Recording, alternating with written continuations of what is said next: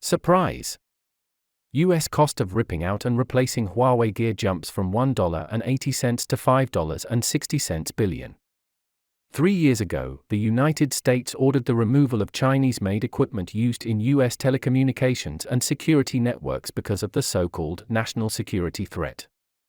3 years have passed. How is the demolition going in the United States? Well, delays and severe funding shortfalls have reportedly largely missed the mark, and Chinese tech still exists across the US, even in some surprising places. Moreover, more than 100 US telecommunications providers still use equipment from Huawei and ZTE to provide mobile phone services to hundreds of thousands of customers. Chinese-made equipment also still serves some US Department of Defense facilities, business jets for major US companies and major commercial airlines. In fact, the forced removal of billions of dollars worth of Chinese equipment from US telecommunications networks also poses a public safety risk in the United States. After all, without adequate funding for a federal aid program called Remove and Replace, local carriers would have to cut service to rural America and reduce or even completely stop 911 calls along busy highways. In fact, the dismantling of Huawei equipment has caused far more troubles to the United States. Hi! Welcome to TechTeller. Before we start today's video, please subscribe to our channel, which is the encouragement that we can create more videos. Okay, let's move on to today's topic. In today's video, let's take a look at whether the United States has become better after leaving Huawei. Okay, let's get more details about that.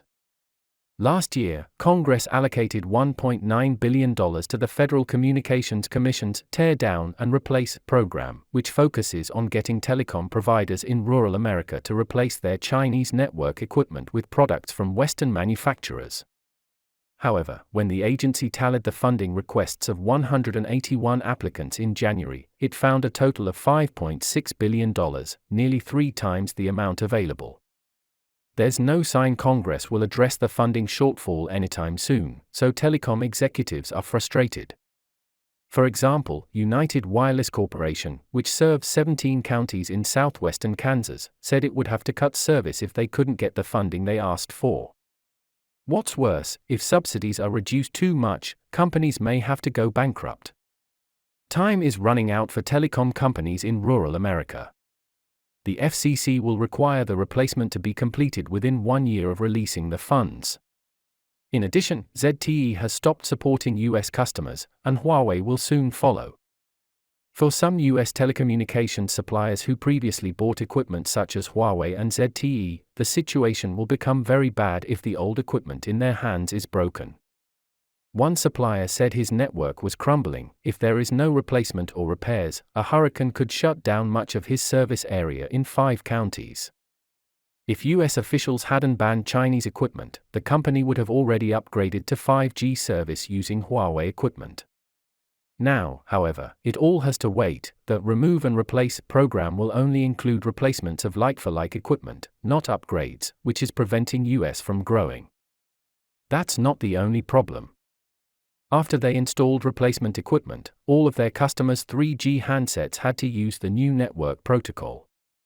However, since cell phones and other consumer products are not covered by the Remove and Replace fund, customers will have to pay for these device changes themselves.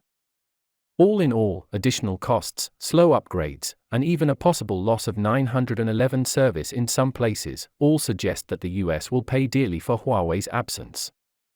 It happens that there is a similar case. When the US was trapped in dismantling Huawei equipment, the UK also has the same problem.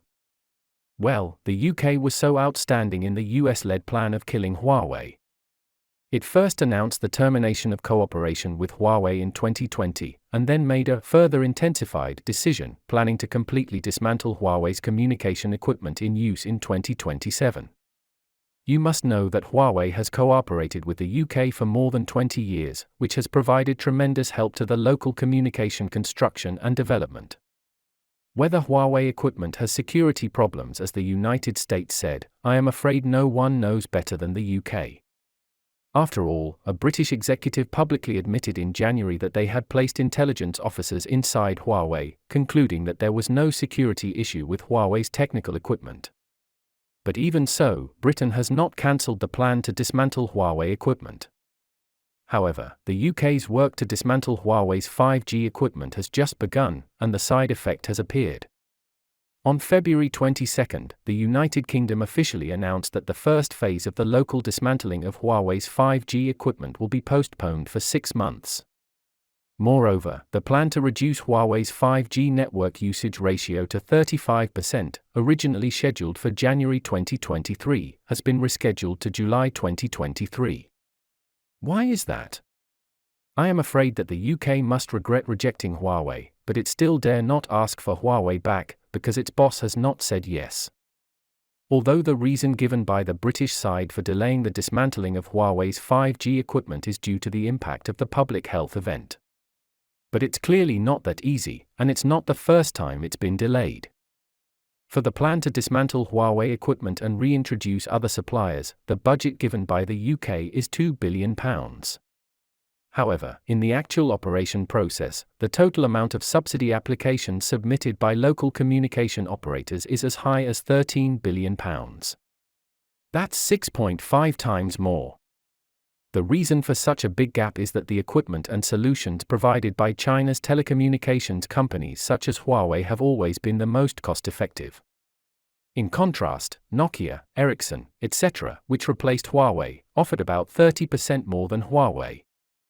Of course, in addition to the huge gap in budget and cost, there are more important issues. Huawei's 5G technology is the best in the world, and Huawei has the most 5G patents in the world. Replacing Huawei will only lead to a setback in local digital construction. Moreover, the demolition work will take as long as 5 years, which will not only have a huge impact on the network experience of local residents, but also may completely leave the local area behind in the 5G race. From the attitude of the UK to repeatedly delay the dismantling plan, we can tell that it is very difficult for the United States to fool other countries in the suppressing operation against Huawei's 5G. By the way, these countries are not getting good results. For example, the UK, France and Australia, the first to respond to the US, are now in a dilemma. They removed Huawei network base stations and restarted network construction, which cost these countries tens of billions of dollars. Still, they fell behind other countries in 5G construction. All in all, communication construction is related to a country's economic and technological development in the next 10 years. It is of great importance, whether it is important to follow the footsteps of the United States or to develop itself. As long as you are not stupid, I think you will make the right choice.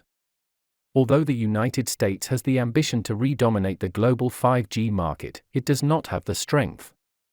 The pace of China's communication technology to globalization cannot be stopped. What do you think about it? Do you think Huawei can thrive despite American sanctions? Okay, that's all for today. Please put your comments below and share your insightful ideas. Please keep following our channel and like our videos. I am Tech Teller, the person to tell you the opinions that worth spreading every day.